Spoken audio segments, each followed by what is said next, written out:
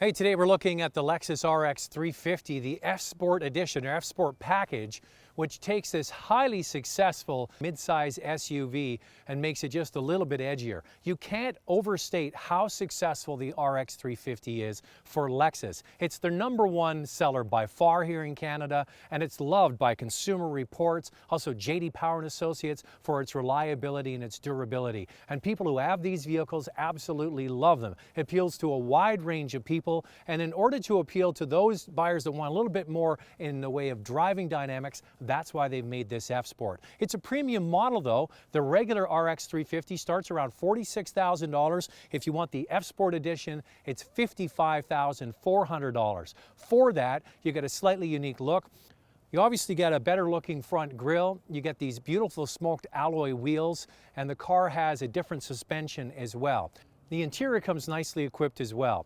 Now, what makes the RX generally, not just the F-Sport, such a popular product? Well, first and foremost, it's got the Lexus badge on the front, and it's finished with the level of materials and craftsmanship that people expect from a luxury brand. But it's not overly expensive when you compare it to many of its German rivals. As I mentioned, the base model starts at $46,000. You start looking at an ML from Mercedes or X5 from BMW. This offers some good value. So next stop inside to have a look at a very unique dashboard. Now, there's no question when you get in the RX350, it's covered with beautiful materials, it's nicely put together, but this vehicle is getting on towards the end of its life cycle, and even though it has some fabulous features, it is kind of looking a little bit dated in some ways. First and foremost, what I like. They have a wonderful controller here between the driver and the passenger. It's really for the driver. And it acts like a mouse that you would use on your home computer, your desktop, and you click on the screen. And the reality is, after about a minute of this, especially when you're driving, it's so second nature to you, and it actually feels exactly how you would use it at home. And it really is a wonderful system. You can just glance at it and then look back up onto the street. So that really is a very intuitive system, and they spent years figuring out how this should feel in your hands when they designed it initially. Also, the seats are leather covered, they're perforated, you get heated and cooled seats on this model. But one thing is, I got in this, and it's been a while since I've driven an RX350, I couldn't figure out where the seat heaters were. And then I finally found them. They're inside the glove box, which seems like an odd place for it. And the dashboard, even though it is functional, it's looking a little bit tired. They could freshen this up and bring it to the standards that you're seeing. Even cars like Cadillac with their Q system look much more polished than this. Some things that they could also improve, the tuner is way over on this side to change the radio if you want to do that manually. Now, I'm 6 feet tall, but I have a fairly long body, so it's probably the torso of somebody like 6'2", and I find that the seats don't go low enough. It feels like I'm sitting way up in the cabin here. Now, obviously, they designed this vehicle to meet a wide spectrum of buyers' needs. A lot of women love the RX350. It's got the beautiful Lexus name badge. It's very nice looking on the inside, and they have the seat that goes high enough, but it doesn't go low enough for where I would like it. It's a common complaint I have, not just with Lexus, but many brands. Make the seat go low and also make it go high. I don't see why they can't do that. So overall, it's a very functional interior, nice materials. I love the controller. It's got lots of features in here for a $55,000 F-Sport edition, but I just wish that they could improve things just a little bit and make it a little bit more user-friendly. So the big difference between the regular RX350 and this F-Sport is the transmission.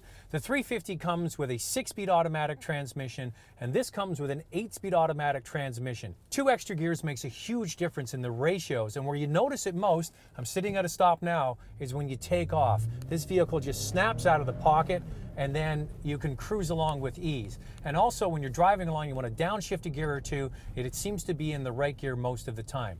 Now, the suspension on this F-Sport is sportier. You feel more undulation and bumps on the road, but it still has that Lexus feel, the dampening that people are used to. So it's not a sporty vehicle. It's just a little bit sportier than it typically would be. It's got a modified front and rear suspension. Now, the thing is that I feel like I'm sitting up higher in this vehicle than I would, say, in some of the competition. It feels like you're getting the feedback from the road that you want, but the center of gravity is a little bit higher. So I would say that somebody that's looking at a typical RX350, if you want a slightly more dynamic ride, this is the one to get. And there's also another big advantage with the F-Sport over the regular 6-speed version. The 8-speed automatic not only improves performance, but also fuel economy. The regular RX350 gets 11.8 liters per 100 kilometers in the city and 8.3 on the highway. With the 8-speed automatic in the F-Sport, that drops to 11.2 liters per 100 kilometers in the city and just 7.7 liters on the highway. There is a reason why this is their best-selling vehicle. It has mid-size car dimensions on the inside for a family of 5, lots of cargo space in the back. You sit up, you can see out, you get the all-weather capability with the standard all-wheel drive system nicely finished on the inside, and the price isn't that exorbitant that a lot of people can't get into it. F-Sport, a little edgier than the regular model. Is the F-Sport version of this RX350 worth the extra money? Well, first of all, if you like the fully equipped model, then probably yes. And if you're someone that puts an emphasis on better driving dynamics and a snappier response, especially away from a stoplight, it definitely is worth looking at. If, however, you want the traditional luxury that Lexus affords in the base model RX350, save your money, buy a few nice packages for the base model and enjoy it. But this definitely is a much improved model. I really do like the engine and the way the transmission works together. It is more responsive and sportier. However, it doesn't lose its true Lexus feel. It's marginally sportier, but it doesn't go to the extent of some of the other products in its class. RX350, the best-selling Lexus by far, and this one is just a little edgier.